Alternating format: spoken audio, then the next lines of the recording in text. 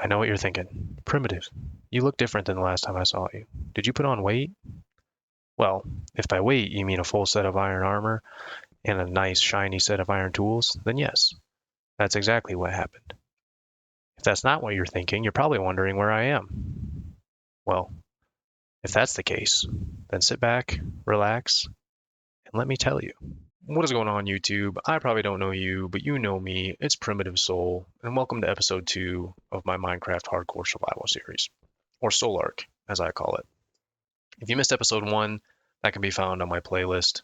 That's on my channel, so feel free to check that out. Speaking of that video, I want to take just a second here and express my utmost thank you to each and every one of you that watched episode 1 and gave me some feedback. If you did watch the video, I send praises to you because I know it was rough. My audio was all over the place. I've never edited anything before, and it didn't really seem like I had a plan going into it, but I did my best. And if anything, I'm extremely proud of myself just for uploading that first episode. So thank you guys so much, and I hope not to let you down with episode 2 because I know you've been waiting for it. If you're wondering what we're going to do today, I'm going to tell you. In between episodes, you can probably guess I've been a little bit busy because I have steak now. I have food. I have actually secured a food source, and I'll get into that here in a little bit. But in doing so, I also almost died a few times, which I will also get into in a little bit. But today, we're changing that. Today, it's time to finally get geared up a little bit better and get a little more prepared for the future builds and conquests that we have in this world. Because right now, the 15 iron that I have and no iron or diamond tools is just not going to cut it. So we're going to venture into the depths and see what we can get ourselves into and at least come out of here with full diamond armor. Oh, gosh, diamond armor? No, let's not get that ambitious.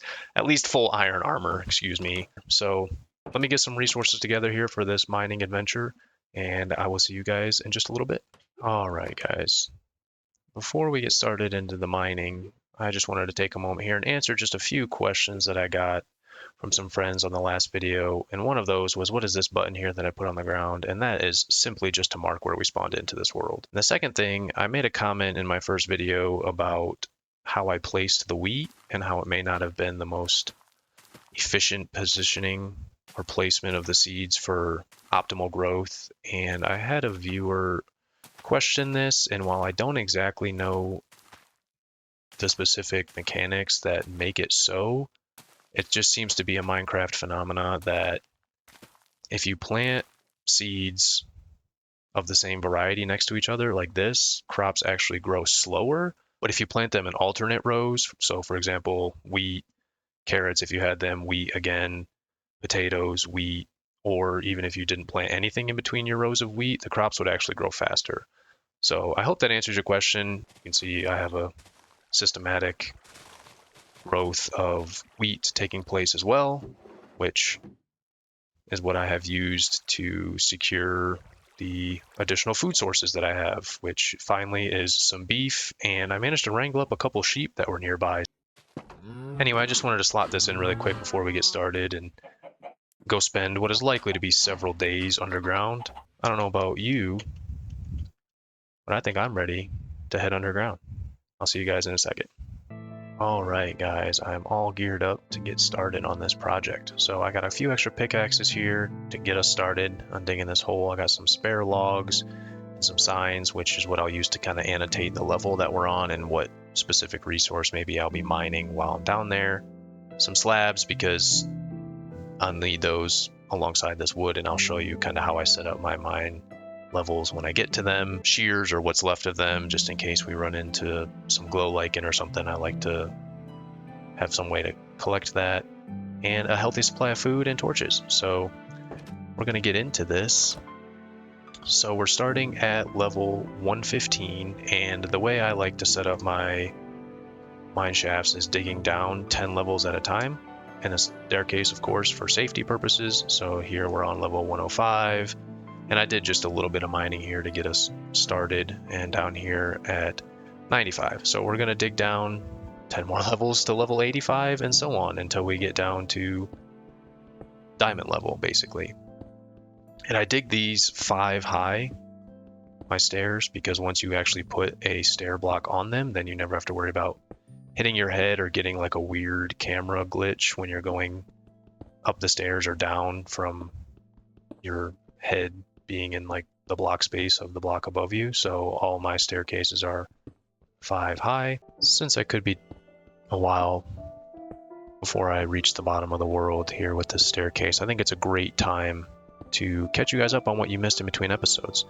Truthfully, you didn't miss anything other than some above ground resource gathering, just collecting cows and trees with some dirt, which you'll see here in some clips that I have to show you. But I wanted to show this stuff to you guys so that way you can see what I mean when I said that I almost died a couple times. Actually, I tend to stay awake through the night a lot just because I think it's additional building time or resource gathering time. So while I'm digging this out a little bit, I want to show you guys what you guys missed while I was gone. And it looks like there's a little bit of a cave here, but I'll save that until you guys are back. So after wrapping up episode 1, it was time to head outside and start gathering resources, starting with some spruce until nightfall came when my dynamic lights mod wasn't working unless sky access was blocked, like you can see here under these trees, which was weird.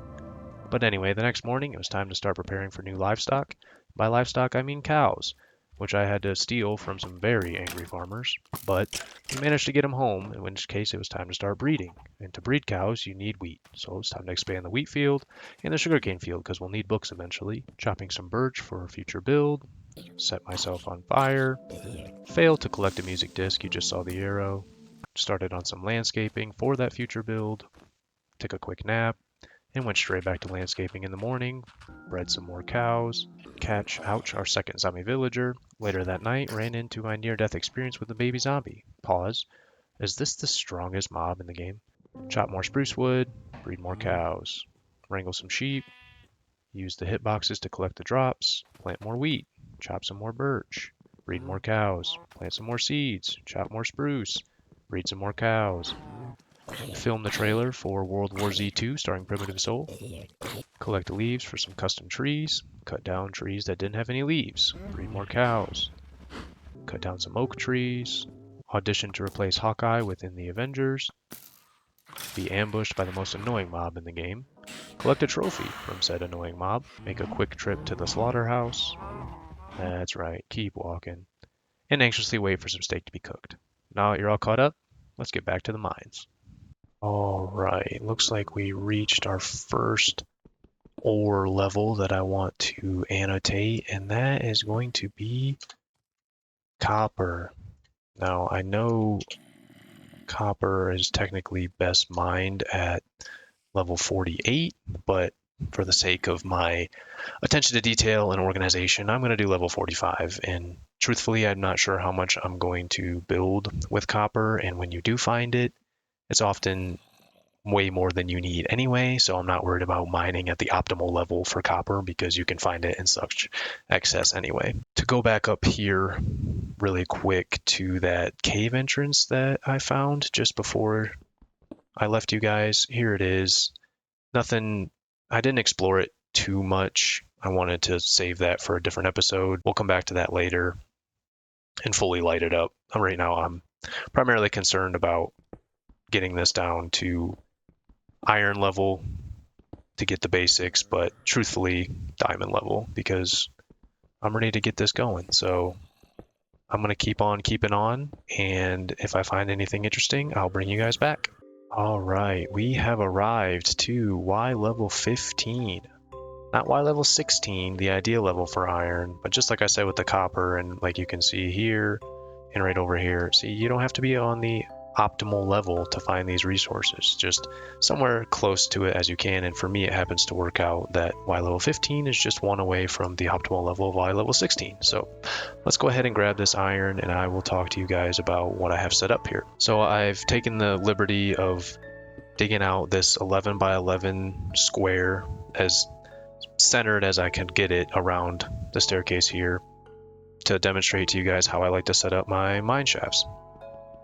And I do it this way because it gives me the ability to mine in all 4 directions. So I have 12 strip mines here to set up, and I will dig through all of them kind of as I need. At some point we will build an iron farm, so I'm not too worried about digging all 12 mines right now. But here at the staircase, the home base as I call it, to get things set up, I have a double chest on the right hand side, and on the left hand side my crafting table, a barrel for the precious items, a chest for my wood that I brought, which I had showed you guys before we started, along with any other items you may have in your inventory. Okay, I'm all set to start mining some iron. I've decided we're going to go down this hall here.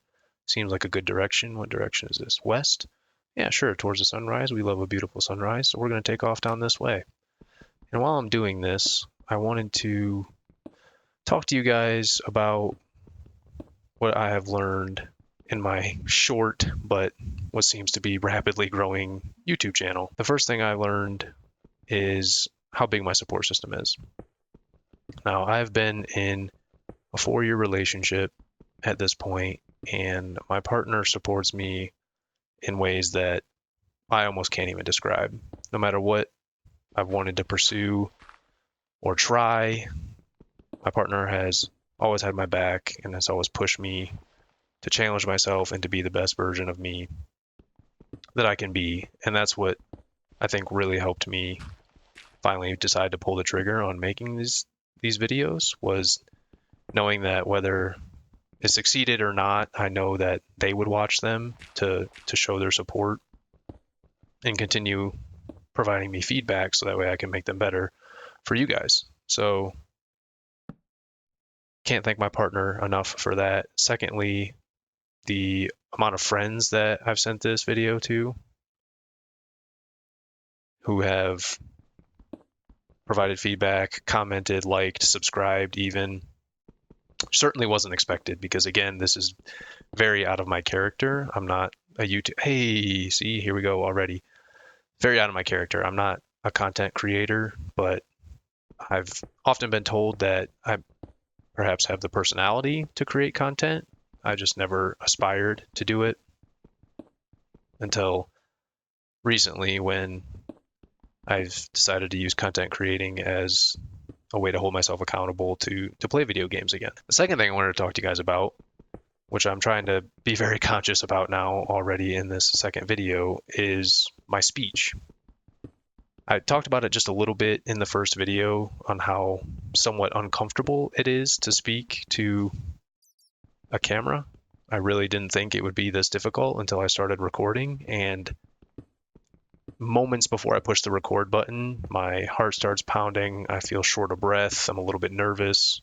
A whole slew of emotions comes across me, and once I hit record, even still, I get nervous to start talking, and that leads me to use a lot of filler words, take some long gaps in between my statements.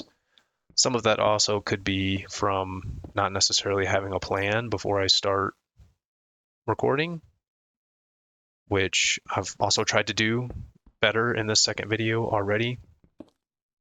But circling it back to just speaking in itself, I challenge you to go back to episode 1 and count how many times I said the word probably.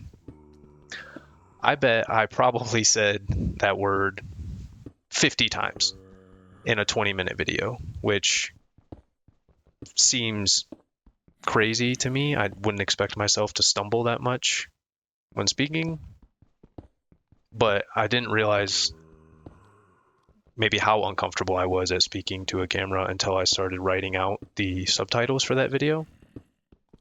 And having to write out all of my pauses, all of my filler words, all the times I said probably, really opened my eyes to where I can improve. So in this video, I'm trying to be more conscious about what I say and use less filler words and not have as many pauses in between my statements, but it's really difficult. So if you have any tips on this, or if you think I'm doing a good job, let me know down in the comments. That would really support me and help me out a lot, because this is challenging for me, and I'm happy to be doing it nonetheless because I'm constantly looking for ways to challenge myself, but I don't like to do things that I'm not inherently good at, as I think is the case with most people.